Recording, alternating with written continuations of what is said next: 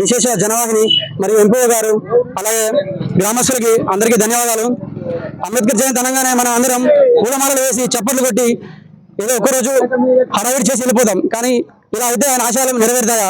ఎప్పుడైతే బడుగు బలహీన వర్గాలకు రాజకీయాలు ఆర్థికంగా అసమానతను ఎదుర్కొని వారిని అధిగమించి ఎప్పుడైతే ఉన్నత స్థాయికి ఎదుగుతారో అప్పుడే మనందరం బహుజనులందరూ ఉన్నత స్థాయిలో ఉన్నప్పుడే అంబేద్కర్ గారి కళలు నిజమవుతాయి. నువ్వు కూడా వాళ్ళతో సమానంగా చదువుకోవచ్చురా, ఊరు అయ్యా నువ్వు చదువుకోవచ్చు, నువ్వు కూడా రాజకీయాలు చేయొచ్చు అని చెప్పి ప్రజలను ఉత్తేజపరిచి ఉన్నత స్థానాలు నిలబెట్టడానికి మాత్రమే అంబేద్కర్ కలగన్నారు. మీరందరూ వారి కళను సహకారం చేయడానికి ముందుండి మీ పాత్రను కూడా పోషిస్తారని, దానికి అందరూ మీరు ముందుండి కలిసి నడవాల్సిన అవసరం ఉందని చెప్తూ జై భీమ్. అంబేద్కర్ జయంతి ఉత్సవానికి విచ్చేసినటువంటి గ్రామస్తులందరికీ, ప్రజాప్రతినిధులందరికీ, ఎంపీ సార్ గారికి నా యొక్క నమస్కారం తెలియజేస్తూ, అంబేద్కర్ గారు గొప్ప ఆశయవాది. బడుగు బలహీన వర్గాలకు వారి హక్కులను ఏదైతే సామాజికంగా, ఆర్థికంగా, న్యాయపరంగా, సాంఘికంగా ఎలాంటి అయితే హక్కులు ఉంటాయో ఆ హక్కులను సాధించడం కొరకు, వారికి తెలియజేయడం కొరకు ఎంతగానో కృషి చేసి భారత రాజ్యాంగంలో వివిధ రకాల ఆర్టికల్ను పొందుపరిచి మనం ఏ విధంగా అయితే రాజకీయ పరంగా ఎదగాలి, ఆర్థికంగా ఎదగాలి, చదువు దానికి ఒకటే మార్గం అని చెప్పేసి చదువు అందరూ మనం ప్రజలు తల్లిదండ్రులు కానీ అందరూ పిల్లలకు అందించి వారిని ఉన్నత స్థాయిలో ఉంచినప్పుడే వాళ్ళు రాజకీయంగా ఎదుగుతారు, ఆర్థికంగా ఎదగడానికి అవకాశం ఉంటుందని తెలియజేస్తూ అంబేద్కర్ గారి ఆశయాలను మనం కొనసాగిస్తూ వారి యొక్క స్ఫూర్తిని తీసుకుంటూ జయంతి ఉత్సవాలను జరుపుకోవాలని ఆశిస్తున్నాము. అంబేద్కర్ గారు ఒక్కరికే సొంతం కాదు, అందరి వారి, అందరికీ కావాల్సిన వ్యక్తి అని తెలియజేస్తూ ముగిస్తున్నాం. మండల కేంద్రంలో పెడపల్లి మండల కేంద్రంలో అయినటువంటి వెంగళాయపేట గ్రామంలో అంబేద్కర్ గారి 134వ జయంతికి ముఖ్య అతిథిగా మన ఎంపీఓ మహేందర్ సార్ గారికి, అలాగే ఈ కార్యక్రమానికి విచ్చేసినటువంటి ప్రజాప్రతినిధులకి, ప్రజలకి అందరికీ జై భీమ్, అలాగే శుభాకాంక్షలు తెలియజేసుకుంటున్నాను. మరి అంబేద్కర్ కొందరి వాడే అని కొంతమంది అంటారు. అంబేద్కర్ కొందరి వాడు కాదు, అందరి వాడు. దీన్ని అందరూ గమనించాలి, వారిని అందరూ కొనియాడాలని ఒక్కసారి అందరికీ గుర్తు చేస్తున్నాం. అలాగే ఈరోజు మా వెంగళపేట గ్రామంలో చూస్తున్నట్టయితే పెగడపల్లి మండలంలో ఏ విధంగా అయితే చేయగలిగారో అంత గ్రాండ్గా ఇలా వెంగళపేట గ్రామంలో చేయగలిగారు. మరి ఈ అంబేద్కర్ కమిటీ ఎవరైతే ఉన్నారో వారికి ప్రత్యేకంగా ధన్యవాదాలు తెలియజేస్తున్నాం.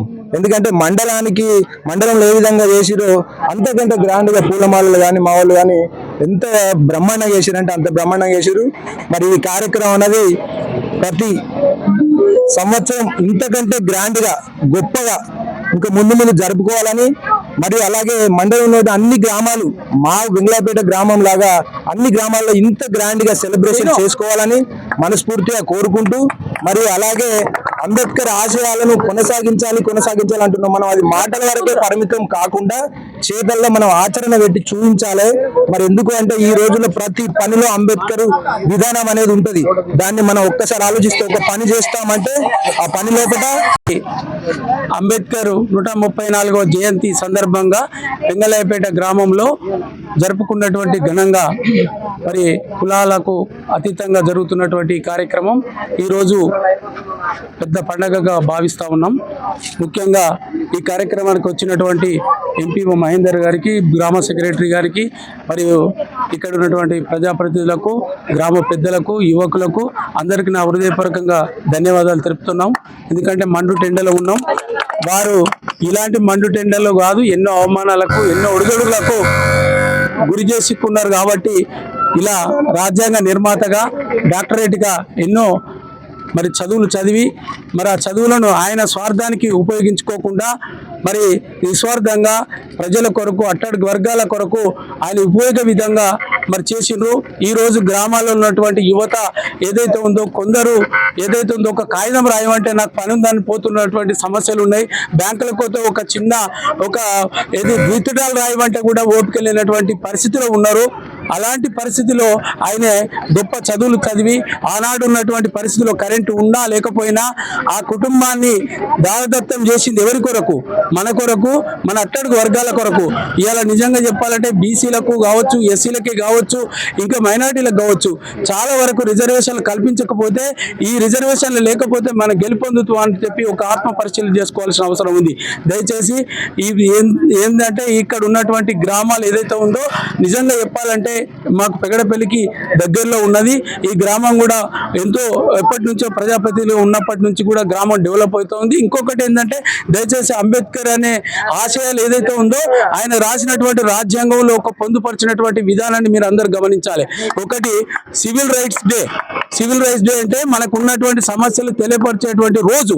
నెలలో ఒక సంవత్సరంలో నెలలో ఒక రోజు మన ఊరు వస్తుంది. అప్పుడు మనందరం ఇప్పుడు ఎప్పుడైతే ఘనంగా నిర్వహించుకున్న అంబేద్కర్ ఆశయాల కొరకు అప్పుడు కూడా వ్యక్తిగత సమస్యలు, చిన్న చిన్న సమస్యలు అధికారులు అందరూ మన వైపు వస్తున్నారు కాబట్టి, మన గ్రామానికి వస్తున్నారు కాబట్టి మన పనులన్నీ వదిలిపెట్టి ఈ గ్రామంలో ఉండి ఈ సమస్యలు చెప్పుకుంటే, ఎందుకంటే ప్రజాప్రతినిధులే లేకపోతే అధికారులే చేయాల్సిన బాధ్యత ఒకవైపు ఉన్నప్పటికీ కూడా ఒక్కొక్కసారి మనం తప్పిపోయే అవకాశాలు ఉంటాయి. కాబట్టి ఆ రోజు మనం పొద్దున్న దాకా ఒకటే రోజు ఒకటే విలేజ్ లో ఉంటారు కాబట్టి మనం ఇచ్చినటువంటి ఆతిథ్యాన్ని స్వీకరించిపోతారు కాబట్టి మనం ఖచ్చితంగా కులాలకు అతీతంగా, మతాలకు అతీతంగా ఇక్కడ ఉండి ఆ గ్రామంలో ఆ రోజును స్వచ్ఛందంగా వినియోగించుకోవాల్సిన బాధ్యత ఉంది. ఇవాళ నిజంగా చెప్తే ఉద్యోగాలు చూస్తున్నారు. ప్రతి దానిలో కూడా ఇవాళ వర్గీకరణ మొదలైంది. ఈ రోజే జీవో విడుదలవుతా ఉంది. అంటే ఎంత హర్షించదగ్గ విషయం. మీరు అందరూ ఈ ప్రభుత్వానికి మీరు అభినందనలు చెప్పాల్సిన అవసరం ఉందని చెప్పి నేను కృతజ్ఞత తెలుపుతూ సెలవు తీసుకుంటాను. ముందుగా అంబేద్కర్ జయంతి ఇంత గ్రాండ్గా సెలబ్రేషన్ చేసి గ్రామ ప్రజలందరి తరపున అధికారులు, యువకులు, నాయకులు అందరూ కూడా ఈ యొక్క పండుగ వేడుకగా మీరు జరిపించినందుకు ప్రతి ఒక్కరికి పేరు పేరున ధన్యవాదాలు.